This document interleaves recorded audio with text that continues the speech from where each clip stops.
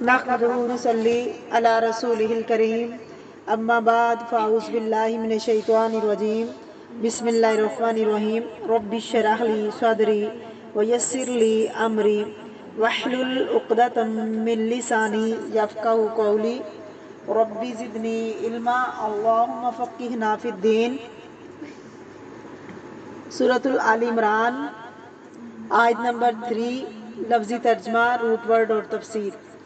نزلہ اس نے نازل کی، نزلہ ینزل تنزیل، تھوڑا تھوڑا کر کے نازل کرنا، اتارنا۔ علیکہ آپ پر، الکتابہ کتاب، کاف تا با سے ہے، یہاں مراد قرآن پاک ہے۔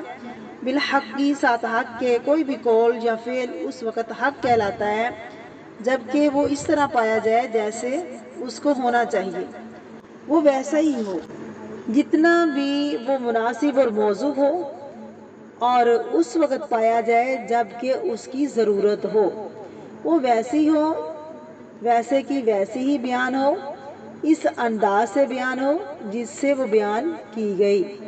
عام طور پر سچائی کے معنوں میں بھی حق کا لفظ آتا ہے۔ مصدقاً تصدیق کرنے والی ہے، صاد دال کاف اس کا روٹ ہے۔ صدقہ یصدق تصدیق، صدق کہتے ہیں سچائی کو، جو کسی کی تصدیق کرے، کسی کی کہی ہوئی بات کو سچا کہے، لما واسطے اس کے جو بین یدیہ اس سے پہلے یا اس کے سامنے ہے۔ با و نون اس کا روٹ ہے، یعنی کتابوں کی تصدیق کرنے والا جو اس سے پہلے آ چکی ہیں۔ وانزل، اور اس نے نازل کیا، یک بارگی اتارا، نزل میں آتا ہے تھوڑا تھوڑا نازل کر کے اتارا، اور انزل میں ایک ہی بار اتارنا، اکٹھا اتارنا۔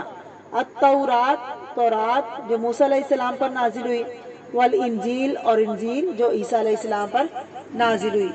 تفسیر۔ بسم اللہ الرحمن الرحیم۔ نزل علیک الکتاب بالحق، آپ پر جو کتاب نازل ہوئی حق کے ساتھ اتاری گئی، جو حی القیوم ہے۔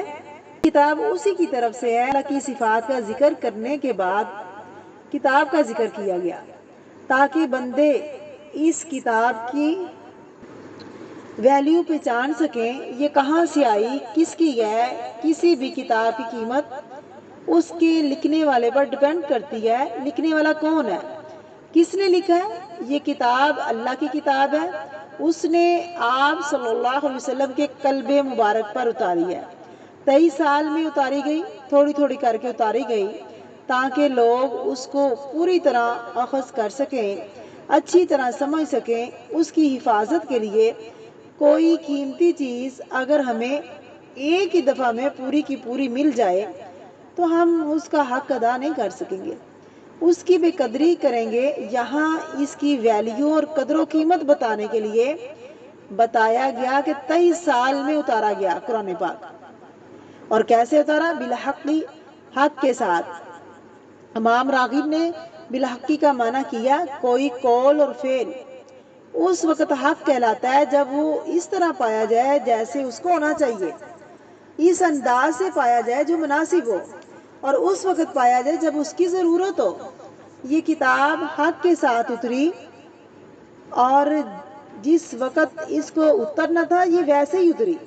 ایک حق کے ساتھ اترنے کا معنی ہے، دوسرا معنی یہ ہے کہ کتاب حق لے کر آئی، جو کچھ اس کے اندر ہے وہ بھی سب کچھ حق ہے، اس کا نزول حق ہے، اور اس کا کانٹیکٹ برحق ہے، حق ہے، کوئی شک نہیں ہے اس میں، یہ سچ ہے اور ضرورت کے مطابق ہے۔